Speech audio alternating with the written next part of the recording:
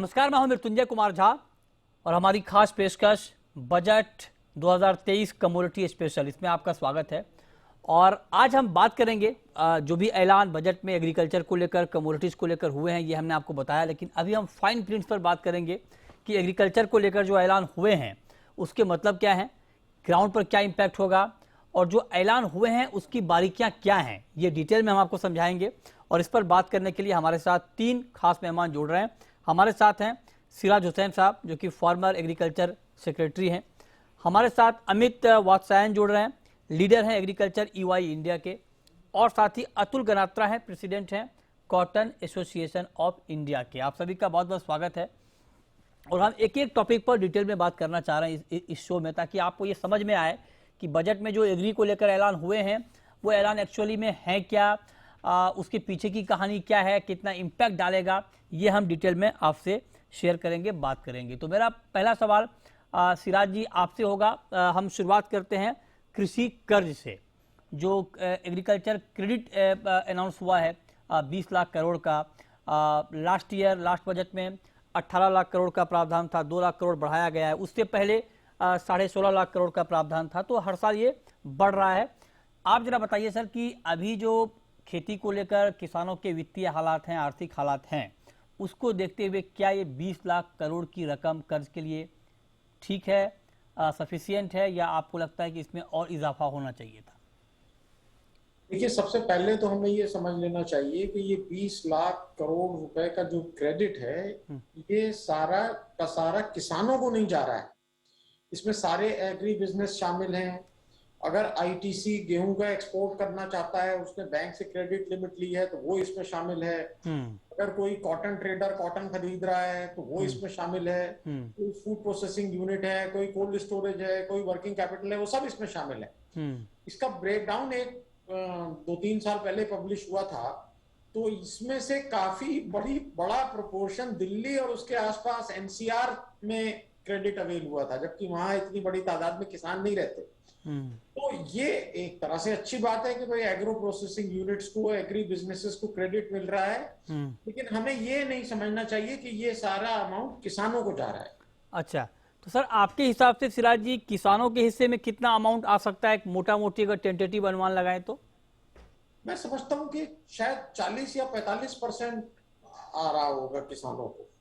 अच्छा, आप कह रहे हैं कि 20 लाख करोड़ का 40 से 45% हिस्सा ही डायरेक्ट किसानों को मिलेगा, ये आप एक अनुमान यहाँ पर लगा रहे हैं। ठीक है, चलिए, ये एक नई बात सामने आई जो सिराज जी कह रहे हैं।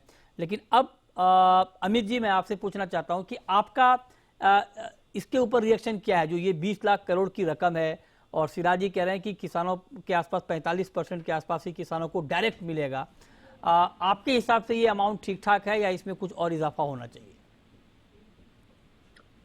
धन्यवाद।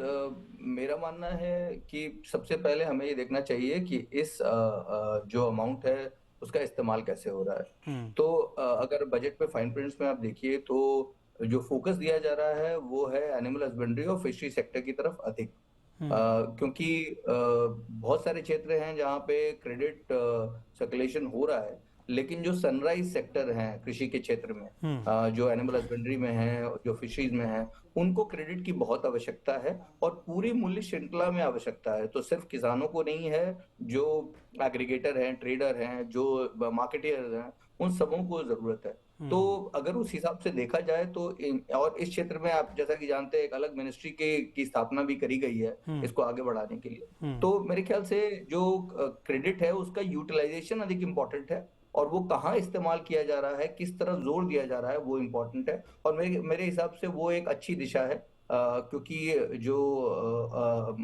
एनिमल हस्बेंड्री और फिशरी सेक्टर है, उन दोनों में ग्रोथ की बहुत पोटेंशियल है और इंडिया उसमें काफी आगे जा सकता है। ओके, ठीक है। अच्छा, अब हमारे साथ अतुल गनात्रा भी हैं, प्रेसिडेंट हैं कॉटन एसोसिएशन ऑफ इंडिया के। अतुल जी, कॉटन को लेकर के भी बहुत महत्वपूर्ण ऐलान हुए हैं और ये कहा है कि एक्स्ट्रा लॉन्ग स्टेपल कॉटन का उत्पादन बढ़ाने पर जोर होगा। मैं इसके ऊपर अलग से बात करूंगा आपसे, लेकिन मैं जो सवाल अभी मैंने सिराज जी से, अमित जी से पूछा है, इसी सवाल पर मैं आपके पास आता हूं कि कॉटन किसानों को ध्यान में रखते हुए, चूँकि वहाँ पर भी फंड बढ़ाने की बात हुई है, क्या कॉटन किसानों के लिए भी ये फंड बहुत महत्वपूर्ण है, ये कृषि कर्ज का ऐलान बहुत महत्वपूर्ण है। कॉटन किसानों की आर्थिक हालत को देखते हुए ये ऐलान आपको कैसा लग रहा है? नहीं, बहुत अच्छा ऐलान है। और इसमें मुझे ऐसा नहीं लगता है कि सिर्फ कोई एक वैरायटी पे रहेगा। ऐसा सब जितने भी फार्मर है सबको इसका फायदा होगा। ऐसा मुझे पहले जो फर्स्ट हमने जो इसको स्टडी किया तो ऐसा लगता है कि हर एक किसान को इसमें फायदा होगा। ओके, जी ठीक है। ओके, ठीक है। अब सिराज जी, मैं दूसरे सवाल पर आता हूं सर। इसमें ये कहा गया है, मतलब मिलेट्स के ऊपर बड़ा फोकस किया गया है और ये कहा गया है कि चूंकि भारत की पहल पर इसे अंतर्राष्ट्रीय मिलेट ईयर घोषित किया गया है 2023 को, और मिलेट के उत्पादन को बढ़ाने के ऊपर फोकस होगा और इसके रिसर्च पर ध्यान दिया जाएगा। मैं आपसे जानना चाहता हूं कि क्या हमारे यहाँ क्रॉप डाइवर्सिफिकेशन में मिलेट के लिए पर्याप्त संभावनाएं हैं सर, या फिर जो ऐलान बजट में हुए हैं वो सही डायरेक्शन में है, या कुछ और पॉइंटेड अनाउंसमेंट होने चाहिए थे मिलेट्स की खेती को लेकर? देखिए, मिलेट्स के केस में सरकार ने बहुत अच्छा इनिशिएटिव पिछले 1-1.5 साल में लिया है। काफी कुछ पॉपुलराइज उसको करने की कोशिश की जा रही है। हमारी गवर्नमेंट के हाईएस्ट लेवल से बार बार मिलेट्स की इम्पोर्टेंस को बताया जा रहा है, तो ये बहुत अच्छी खबर है। लेकिन जैसा कि मैंने कल अपने आर्टिकल में हिंदू बिजनेस लाइन में लिखा था, जो आज छपा है, कि आज भी अर्बन एरियाज में मिलेट्स का जो आटा होता है, ज्वार, बाजरा, मक्का या रागी वगैरह, तो वो बहुत इजीली अवेलेबल नहीं है। और जो अवेलेबल है अगर, तो उस पर लिखा होता है ऑर्गेनिक, और ऑर्गेनिक के सर्टिफिकेशन के बारे में बहुत सारे शक शुबहात हैं और वो ऑर्गेनिक होने की वजह से बहुत महंगा होता है। तो मैं समझता हूँ कि गवर्नमेंट की नीति इसके बारे में बिल्कुल सही है, वो है कि हम गवर्नमेंट इसको प्रोक्योर नहीं करेगी, हम इसकी डिमांड बनाने के लिए इसका प्रमोशन करेंगे, जिससे कि urban middle classes in course grains का, न्यूट्री सीरियल्स का कंजम्पशन बढ़ाएं। जब वो इसका कंजम्पशन बढ़ाएंगे तो ऑटोमेटिकली इसके प्राइसेस ऊंचे आ जाएंगे। अगर इसके प्राइसेस एमएसपी से ऊंचे रहते हैं तो किसानों को भी इंसेंटिव मिलेगा। दूसरी बात यह है कि मिलेट्स की प्रोडक्टिविटी गेहूं और धान के मुकाबले में बहुत कम है। 1-1.5 टन की प्रोडक्टिविटी है मक्का को छोड़कर। अच्छा, उसकी वजह से किसान इंसेंटिवाइज नहीं होते हैं। तो इसमें ये बहुत अच्छा डिसीजन गवर्नमेंट ने कल डिक्लेयर किया है कि हम मिलेट्स का जो इंस्टीट्यूट है हैदराबाद में, उसको सेंटर ऑफ एक्सीलेंस बनाएंगे। तो नई वैरायटीज आती हैं, हायर प्रोडक्टिविटी आ पाती है, तो किसानों को भी इंसेंटिव मिलेगा और लोगों की हेल्थ भी इंप्रूव होगी। हाँ, ठीक बात है। ये बहुत महत्वपूर्ण बात है और मिलेट को लेकर बहुत चर्चा हो रही है। और आप देखिए कि एक ज़माने में मिलेट लोग इसलिए नहीं खाते थे कि ये गरीबों, लोग कहते थे कि ये गरीबों का भोजन है। अब मिलेट, चूँकि रिसर्च हुए, बहुत सारी बातें सामने आई, मिलेट को हेल्थ के लिए बहुत फ़ायदेमंद बताया जा रहा है। हमने कई सारे शो किए जिसमें डॉक्टर ने ये सुझाव दिया कि अगर आप मिलेट लेते हैं तो उसमें बहुत सारे मिलेट ऐसे हैं जिसका ग्लाइकेमिक इंडेक्स बहुत लो होता है। ये अलग हेल्थ का सब्जेक्ट हो जाएगा, अगर इसके ऊपर हम बात करेंगे तो डायबिटीज़ की संभावना वहाँ पर कम होती है। अमित जी, मैं आपसे जानना चाहता हूँ कि चूँकि आप एग्रीकल्चर को क्लोजली देखते हैं, आप जरा बताइए, जो बात अभी सिराज जी कह रहे थे कि प्रोडक्टिविटी बहुत कम है मिलेट्स की कंपेयर टू जो बाकी अनाज हैं, उसको बढ़ाने के लिए और क्या होने चाहिए? सरकार ने अपने लेवल से प्रयास किए हैं, बहुत सारे ज़िलों को वो चिन्हित किया गया है कि वहाँ पर मिलेट की खेती होगी, ये पहल तो हो रही है, लेकिन आपके हिसाब से और क्या पहल होनी चाहिए ताकि मिलेट्स का उत्पादन बढ़े और किसानों की आमदनी को ध्यान में रखते हुए कि उनकी आमदनी भी बढ़े? जी, तो एक बात आप देखिएगा कि इस बजट में सरकार ने, और जो पिछली बार भी मैं और सिराज साहब जब थे पैनल पे तो ये बात कह रहे थे कि सरकार की कोशिश ये रही है कि जो भी कार्य हो रहा है उसमें पूरे के पूरे इकोसिस्टम पे काम करे। तो पहला है कि आज हमारे यहाँ बच्चों और महिलाओं की स्थिति देखें तो हमें कैलोरी मिल रही है लेकिन न्यूट्रिशन नहीं मिल रहा है जितना मिलना चाहिए। तो लोकल कंजम्पशन के लिए भी मिलेट चाहिए। उसके ऊपर अगर हम आकर के देखते हैं तो हमारे जो अर्बन एरियाज हैं वहां पे भी जो भोजन है वो न्यूट्रिशन स्पेसिफिक नहीं है, ओबेसिटी की शिकार हो रहा है, वहां पे भी मिलेट चाहिए। और इंटरनेशनल मार्केट में भी ग्रोथ हो रहा है। तो ये साल जो है international year of millet UN ने माना है, तो इसके अंतर्गत हमें पूरी श्रृंखला पे कार्य हो रहा है। एक प्रोडक्टिविटी पे जो रिसर्च बताया सिराज साहब ने कि जो हैदराबाद के में रिसर्च इंस्टीट्यूट है उसको बढ़ाया जा रहा है। साथ में जो अलग अलग शेफ्स हैं, होटल चेन्स हैं, रिटेलर्स हैं, कंपनीज हैं, उनके साथ भी कार्य करना होगा और सेंटर की और राज्य की दोनों की भागीदारी के बीच में कार्य करना होगा ताकि पूरी की पूरी जो मूल्य श्रृंखला है वो आगे बढ़े। मिलेट मेरे हिसाब से क्लाइमेट चेंज, जलवायु परिवर्तन के लिए भी बहुत ही इम्पोर्टेंट है, क्योंकि अगर देखिए तो हमारा जो फ्रेश पानी है उसका सबसे अधिक इस्तेमाल कृषि में हो रहा है और फ्रेश पानी जो जो जो है वो धीरे धीरे हमारे यहाँ कम होता जा रहा है। ओके। तो उन सारी दृष्टि से अगर देखें तो ये बहुत सही कदम है और इन पूरे मूल्य श्रृंखला में इन्वेस्टमेंट चाहिए, ना कि सिर्फ प्रोडक्टिविटी में। ठीक है, तो ये दो बात हो गई, एक तो किसान कर्ज, दूसरा मिलेट, अभी और भी बहुत सारे टॉपिक हैं। एक मुद्दा है कॉटन को लेकर, और इस बजट में ये कहा गया है कि ELS कॉटन यानी एक्स्ट्रा लॉन्ग स्टेपल कॉटन के उत्पादन को बढ़ाने पर जोर दिया जाएगा। राज्य सरकारों को फंड एलोकेट होंगे इसके लिए। कर्नाटक, MP, तमिलनाडु में फोकस होगा। पब्लिक प्राइवेट पार्टनरशिप तैयार करेगी सरकार। भारत में फिलहाल 3.5 लाख गांठ ELS कॉटन का उत्पादन होता है, जबकि खपत 10 लाख गांठ की है। तो खपत ज़्यादा है, प्रोडक्शन कम है। तो अतुल जी, आप तो कॉटन मार्केट को समझते हैं, आप जरा बताइए कि क्या हम एक्स्ट्रा लॉन्ग स्टेपल कॉटन का उत्पादन 10 लाख टन के स्तर पर ले जाने में सक्षम है? सर, कितना वक्त लग जाएगा? जी, हम सक्षम है और हमारे यहाँ पहले एक्स्ट्रा लॉन्ग स्टेपल का प्रोडक्शन बहुत अच्छा होता था, मगर धीमे धीमे ये कम हो गया। BT सीड आने के बाद ये कम हो गया। तो अभी ये जो गवर्नमेंट ने इंसेंटिव्स दिए हैं, तो मुझे लगता है कि ये जो कॉन्ट्रैक्ट फार्मिंग है उसके लिए ये फंड मिला है और इससे हमारा आने वाले 2-3 साल में डेफिनेटली मुझे ऐसा लगता है कि हमारा प्रोडक्शन है वो 5-6-7 लाख बेल्स तक तो पहुंच ही जाएगा। अच्छा अच्छा। और इससे क्या होगा, जो हमारा गवर्नमेंट ये चाहती है कि कोई भी चीज हम इंपोर्ट ना करें एग्री की, और हमारे यहाँ उसकी प्रोडक्शन बढ़ जावे तो जो हमारा फॉरेन एक्सचेंज है वो सेव कर सकते हैं। तो ये हमारी लंबे टाइम से एक डिमांड थी जो अभी 4 साल के बाद ये फुलफिल हुई है। जी मृत्युंजय। ओके, तो आप कह रहे हैं कि आपकी ये लंबी डिमांड थी जिसे इस बजट में माना गया है। बहुत शुक्रिया अतुल जी आपका हमारे साथ जुड़ने के लिए।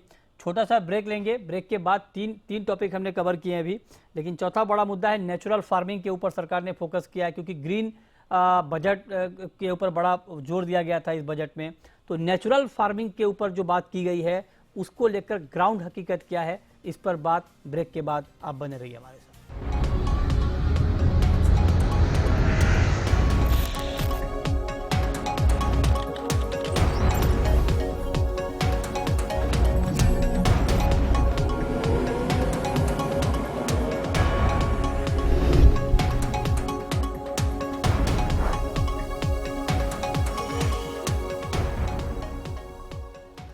ब्रेक के बाद भी आपका स्वागत है। अब हम आपको एग्रीकल्चर के ऐलानों की बारीकियां बता रहे हैं। हमारे साथ एक्सपर्ट बने हुए हैं आपको डिटेल में एग्रीकल्चर बजट को समझाने के लिए।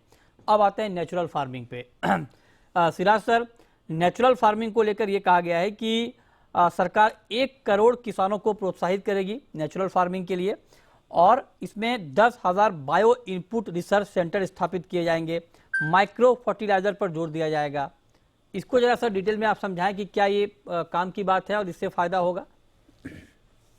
देखिए, कई सालों से अलग अलग सरकारें कोशिश करती रही हैं कि ऑर्गेनिक फार्मिंग को बढ़ावा दिया जाए, और आंध्र प्रदेश में किसी हद तक इसमें सक्सेसफुल मिली है। वहाँ बहुत अच्छी स्कीम चल रही है जिसकी वजह से लाखों किसान अब केमिकल फर्टिलाइजर का इस्तेमाल नहीं कर रहे हैं, पेस्टिसाइड का इस्तेमाल नहीं कर रहे हैं, ऑर्गेनिक इनपुट्स डाल रहे हैं। तो मैं समझता हूँ कि ये अच्छा कदम होगा और जितना प्रमोट किया जाए उतना ही अच्छा है। इसमें बस एक चीज का हमें ध्यान रखना है कि ऑर्गेनिक प्रोड्यूस जब हम जाते हैं तो अक्सर हमारी उत्पादकता घट जाती है। मिसाल के तौर पे अगर हम पैडी 4 टन पर हेक्टेयर ले रहे हैं, तो वो घट के हो सकता है 3 टन रह जाए। तो इसलिए किसी किस्म का किसानों को उसके लिए अगर बेहतर दाम नहीं मिले तो फिर किसानों को मोटिवेशन नहीं होगा उसमें कंटिन्यू करने का।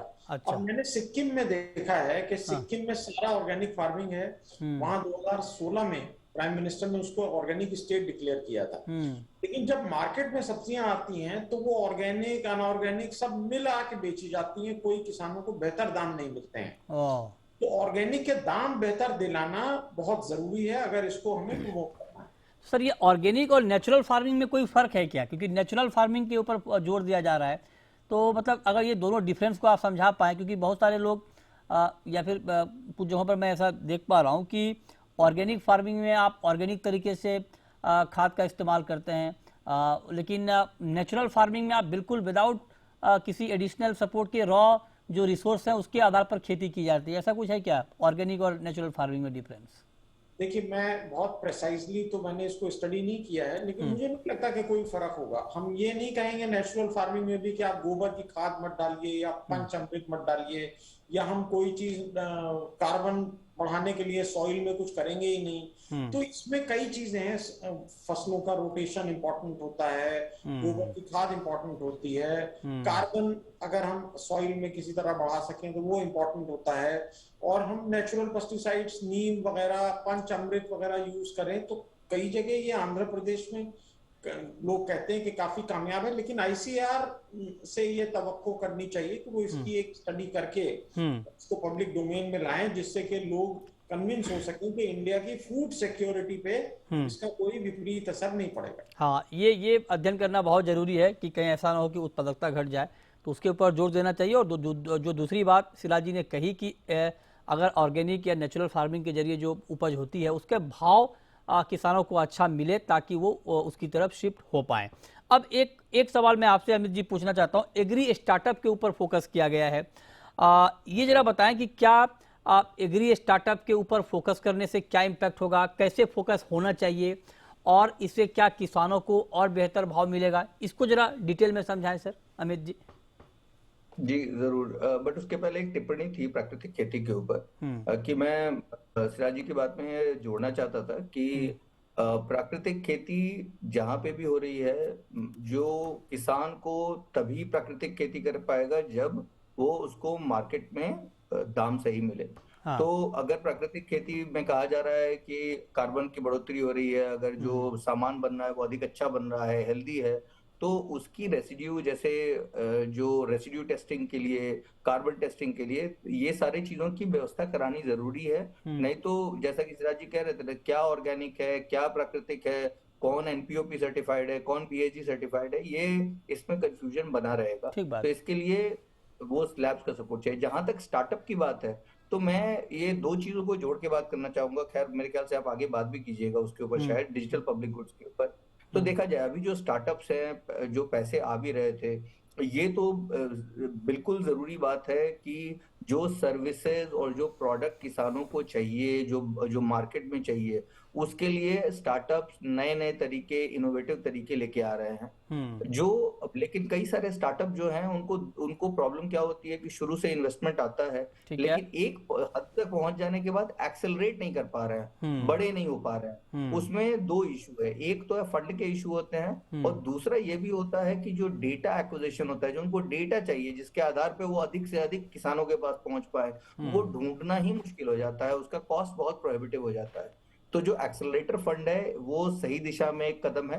इनफैक्ट हम लोगों ने असम में पहले इस तरीके पे काम भी किया हुआ है, जो मुझे लगता है कि हेल्प करेगा, खास करके जब रिसेशन की बात हो रही है और कई सारे जो एग्रीकल्चर स्टार्टअप उठे थे वो घबरा रहे होंगे, तो ये एक्सेलरेटर फंड एक सही समय पे आया है जो उनको बड़ा करने में मदद करेगा। ठीक है, बहुत शुक्रिया अमित जी आपका, सिराज जी आपका, हमारे साथ आज की इस खास चर्चा में जुड़ने के लिए और डिटेल में एग्रीकल्चर बजट के फाइन प्रिंट्स को बताने के लिए।